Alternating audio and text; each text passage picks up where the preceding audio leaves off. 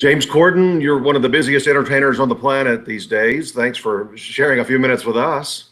It's a real pleasure. A real pleasure indeed. I like the way that this flicks between you and me on a big screen, and then now I'm big. That's our favorite thing about the Hangout. We used to, on Skype, we would have to go edit it afterwards. So this is perfect. Yeah. It's great, although I can interrupt you all the time. Watch. Oh, if I cough or something, Yeah, it totally takes you off. So, listen, I know you did an interview with us last year, just a couple of months after the show started. So, tell us now, what is your comfort level with doing the show now that you're in your second season? I mean, I think the very nature of doing something every day means that you become more comfortable and confident doing it, you know, but at the same time, I sort of, I don't know, I'm very, very proud of our first year on the air. I think if you think about where we were when we started the show, which was kind of nowhere really, you know, like I couldn't even get in the building without a pass. Do you know what I mean? Like security didn't know that I worked here, let alone anybody in their homes or on their computers. And so I'm very proud of what we've achieved, and I'm very excited to see where we'll be in a year's time, you know. I think the worst thing you can do with a show like this is start to sort of rest on your laurels and go, oh, we've done it, people love it, we've cracked it, you know, because I think that's when it stands still, and you've got to always just be trying to keep generating that content. And it's difficult because it's an hour every day, and that amount of content, you know, to put out every week is tough, not just on me, more so on the team really, because we have a very small staff here at the show, but we're all very energized to just keep trying to make the best content that we can, you know. I've heard other talk show hosts over the years say this. I would just wonder if it's true for you now that you've done this a while. I've heard Johnny Carson say this, David Letterman say this. They say, you know, all the shows blend together so much that, like, on the weekend, if you were to ask them how many guests they could name from that week, they couldn't do a good job of it. Does that happen to you some weekends? If I were to catch you on a Saturday, I don't know. I'd be interested to see. We could try that as an experiment. You could call me on Sunday and we could find out. But yeah, I don't know. I mean, I think there's a big leap between the amount of shows that those guys did and the amount of shows that we have done now, you know. So, you know, we'll have to come back when I've done, I don't know, what did Letterman do? Like 6,000 shows, something crazy, something like that. Yeah. Over the course of time, you develop ideas, bits, ongoing recurring themes, and of course the biggest one for you has been Carpool Karaoke. What went into the decision, and what were your expectations as you did the first one? Well, it's twofold really. We knew very early that we really wanted to make a show that would embrace the internet. Like, it's very difficult to make a show at 12:37 at night, you know. Certainly a show that's as ambitious as ours. And the great thing about the internet is that it's a completely level playing field. It's completely fair, you know. There's no lead-ins. There's no slots, there's no schedule, there's no thing. It's almost like if you make something and it's good, people will find it and share it. And so we knew early on that we wanted to find things that people would enjoy during our show and the next day and the day after that. Like on our first show, we did a thing with Tom Hanks where we reenacted his whole film career in, like, I think it was like 7 minutes. And that, I think, has been watched by like 16 or 17 million people. And the other thing, and we've done that with like Matt Damon and Arnold Schwarzenegger, and we hope to do that with some other people. And then we had this idea that, I have to say, I was really certain that it would work, provided we could get people to do it. which we couldn't. You know, no one would do it at all. And you know, I remember people here at work actually would say, so you get in the car and you sing the songs, and then what? And we go, no, that's it. That's it. It's joyful. And they go, yeah, feels like it's missing a beat to me. But we just sort of believed that there was an intimacy about it, that there was a way of showing a star in a way, because to all intents and purposes, a lot of it is an interview and a lot of it is the singing, but you're seeing a side of artists and people that you've not seen, that would be impossible to get here in our studio with 200 people in an audience and cameras and publicists and all of those things. And there's something very humanizing about it. And I mean, look, I never thought for a second that we'd be in a place where, you know, we put one out, I think like 6 days ago, and it's been watched by like 18 million people already. And, you know, like Adele's one is over 100 million people, and Justin Bieber is 75 million people. It's those numbers. I never thought it would do that. But, you know, all you're looking for when you start a show like this is, well, what defines our show?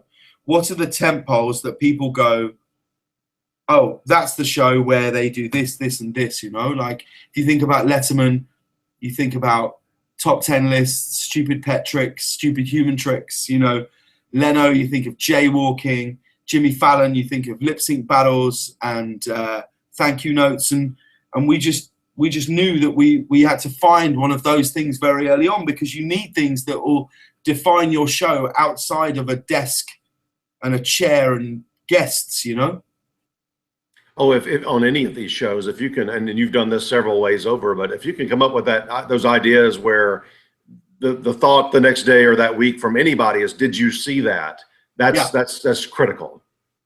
Yeah, but I mean, and I don't think that late night necessarily has changed. I just think the way that we consume content has changed. You know, I think back when David Letterman covered himself in Rice Krispies and got dropped into a bowl of milk, that would have been something which would have been shared on YouTube, and lots of people would have watched it. And so I don't think it's necessarily I think we live in a brilliant time now where we can make a show that is irrelevant of time slot or lead-in or scheduling or any of those things. Like, we can make a show where if we make content that's good, people will subscribe to our channel and they will watch it and share it throughout the week. And like, I think right now, I think we're the third highest subscribed late night show. We have the third highest subscription out of any of the late night shows in the country, and we have the top two.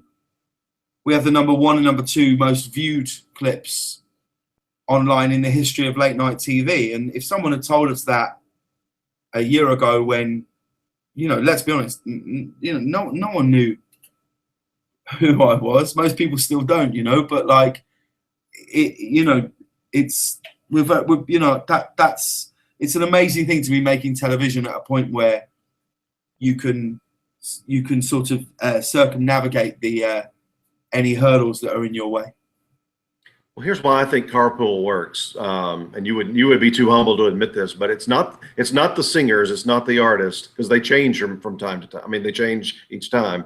It's your enthusiasm, it's your laughter, it's your, I think, compelling nature that makes these things work.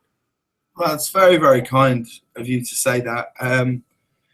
I sort of feel like it probably is me at my most natural, you know, because just the very nature of them, they're fixed cameras, and the cameras are very, very small.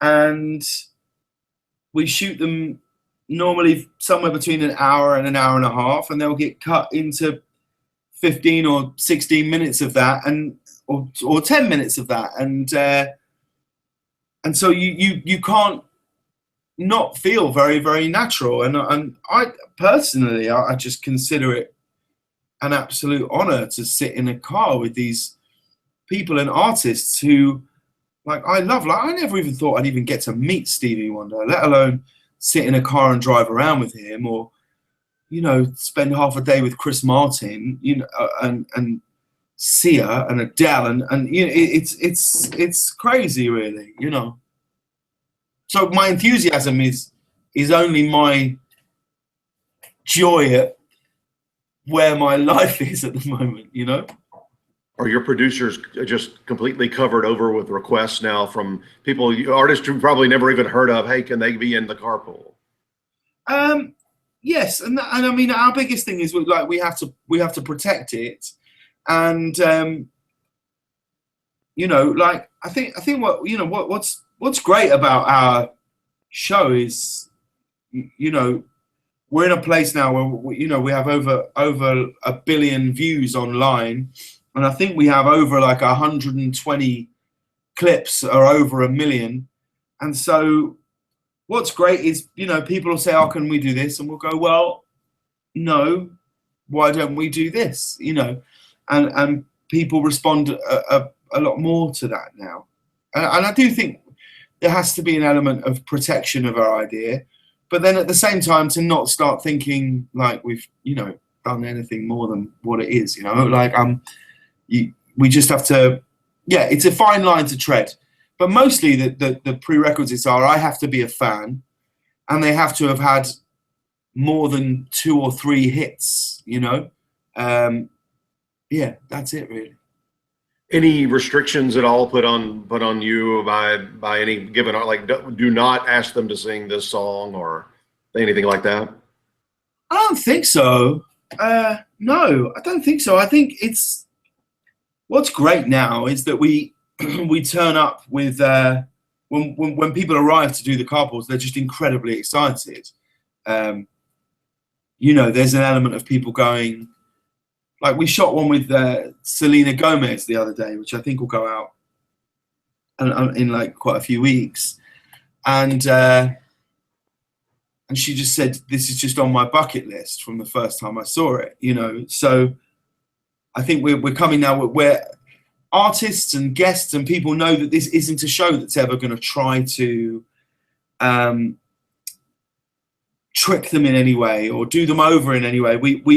We only ever want all of our guests to shine, because if they shine, then the show shines. If the show shine, then I shine, and we all shine in this reflected glory of that. We're not really interested in making a show that is snipey in any way, just because that's just not my nature, And now you've introduced the element of guest stars. So I mean, you've opened up. You now have so many levels that this could go to. I love the one last week where George Clooney and Julia Roberts jump into the back seat, and they were so enthusiastic too. Yeah, well, that's quite a, I don't know if we've introduced an element of guest stars. I think, that's let's be honest, that's 2 of the biggest stars in the world saying, "Can we come and do it?" And we were like, "Well, you can come and join this Gwen Stefani one," and they were like, "We'd love to," and that's that. So we just have to take it every step as we go. And we've only done, I think, it 14 times, 12 times, 14 times. Yeah.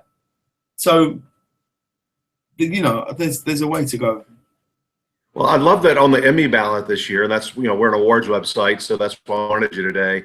Not only will your show be potentially in contention for a variety talk show, but the special that you did with all the karaoke wrapped up together is going to be in the variety special category. So you might have chances at a bunch of nominations this summer. I don't know. I hope so. I hope so for the team, and yeah, I don't know. I sort of feel strange sort of thinking about it in those ways, really, but it's difficult not to, because of course I feel like if the category is variety and talk show, I feel like we sort of try to make a variety talk show every night. We even just if you look at just last night's show, we did a brand new song with Cyndi Lauper, where we did a new version of Girls Just Want to Have Fun, where we rewrote the song so that it's Girls Just Want Equal Funds. about the wage gap between men and women, and we always try to bring that element of variety to the show, whether it's we're doing inappropriate musicals with Nathan Lane, or we did it with Martin Short where we made a musical of The Revenant, which felt very silly. But like, we're just always trying to make the show as close to a variety show as we can, really. And I think just the very nature of the way we have our guests out together really lends itself to an interesting talk format. I think we have.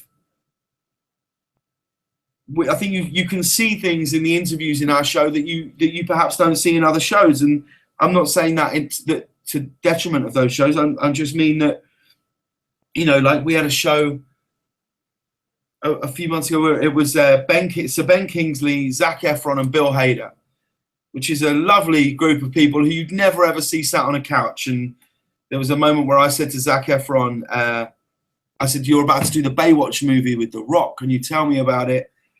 And then Sir Ben Kingsley just said, "Oh, maybe I could be in it. Maybe you could rescue me." And I said, "What would that look like?" So Zac Efron's got his arm around Ben Kingsley's shoulder. He's pulling him down on the couch. And Bill Hader jumps on the floor and starts being a shark crawling across the floor. And I look at that and I go, well, that's a reason for our show to exist, because that is a moment which is...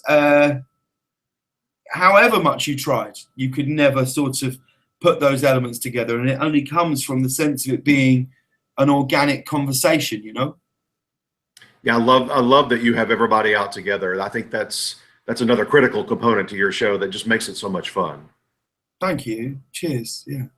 Now, listen, we are very excited that you're hosting the Tony Awards in a few weeks. I kind of thought you would do it last year, and then when they announced other hosts, I thought, well, James probably you were just starting your show, too much, time commitments to that, but this is going to be perfect. You're going to be the perfect Tony host. Oh, don't say that. That's the worst thing you could say. I'd much prefer it if people saying he's going to be terrible. What are they giving it to him for? Like, yeah, I'm very excited by it. Like, it just didn't feel right to do it last year. I felt like our show had only just launched and we were still figuring out what it was. However sort of quickly we'd hit the ground running, it felt a little too soon. And then this year I just I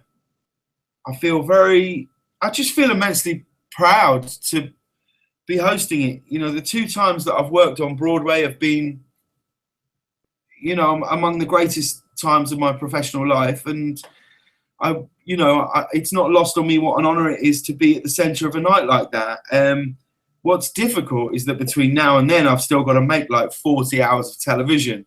So that sort of makes it harder in so many ways. But I don't know. I'll try my best. It's all I can really do. And we'll just try not to mess it up, really. Well, it's already your CBS, so that's perfect. And then you're a Tony winner. Like you said, you've done Broadway shows. The community. I think it's just a good combination. I'm not trying to jinx you by any means. No, I know you're not. It's very, very sweet. But I read a thing the other day where Rosie O'Donnell very, very sweetly had said that she believed I'd be the defining Tony host of our times. And she's gone, no, don't say that. Don't say that, because anytime expectations are too high, you can't. That's not good. I'm just always happier with low expectations, and that's in all aspects of my life. I will always be happier if people are going, "That guy, what? It's gonna be terrible." I know you're already coming up with some good ideas. Can you tease us at all? Can you give us a little tease of something you're going to do on the Tonys?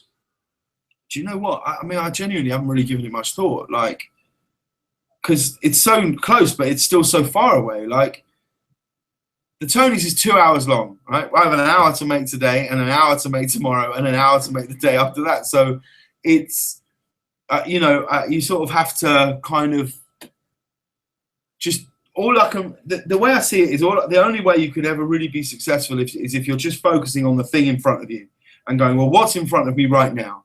and how do I make this the best it can be.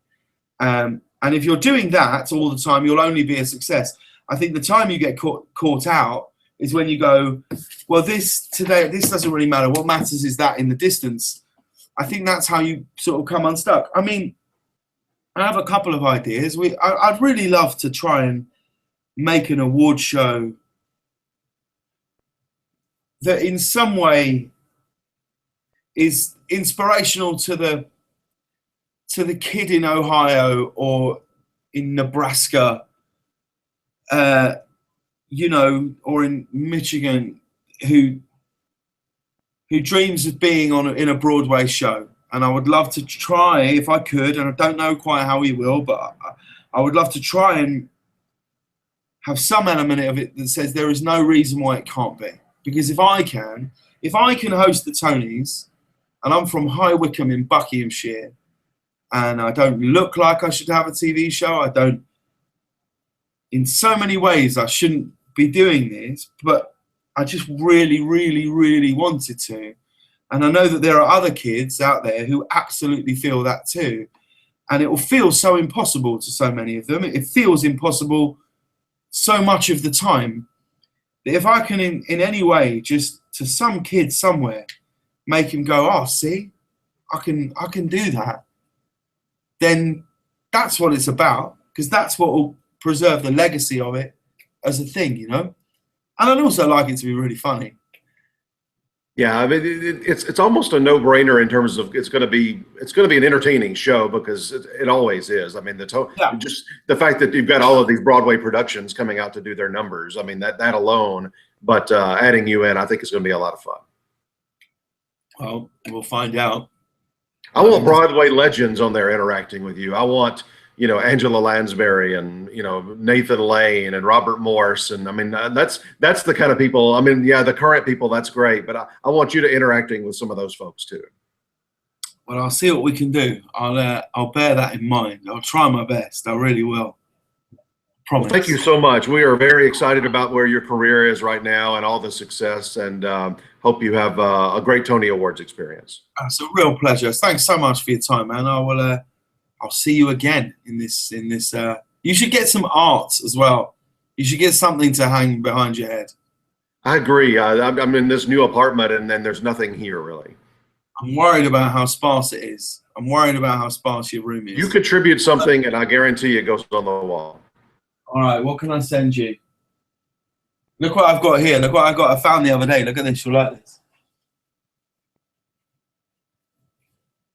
I found this in a record shop the other day, and I bought it. Look. Oh, cool. It's all of the magic. It's all of the songs and the magic moments from The Tonight Show. Cool. I'm a huge fan of his. His, you know, the reruns now air on one of the oldies channels, and and I record them pretty much every night. It's amazing because I watched something the other day. The pace of it, how different the pace is, how audiences today require they you know, because there was nowhere else an audience could go. They were either going to watch one guy or the other guy. Right. You know what I mean? There was nowhere to go, so it was on. So you could sit back and just go, I don't know. Can you imagine? I mean, you do 60, but can you imagine his first 2 decades? He did 90-minute episodes, 5 nights a week. And if you watch any of those, I think they run those on the weekends here. He would have 4 and 5 guests, and some guests would have 3 segments. I know, it's crazy to be that invested. Yeah, I don't know what I'd quite say to Les if he said, we're going to make your show 90 minutes. I don't think I'd be very happy. How do you fill that up? Well, listen, we didn't mean to keep you so long, but listen, have a great rest of this week. And we are very excited about Emmy Awards for you and also Tony Awards. Thanks, man. I really appreciate it. I'll see you soon. Thank you.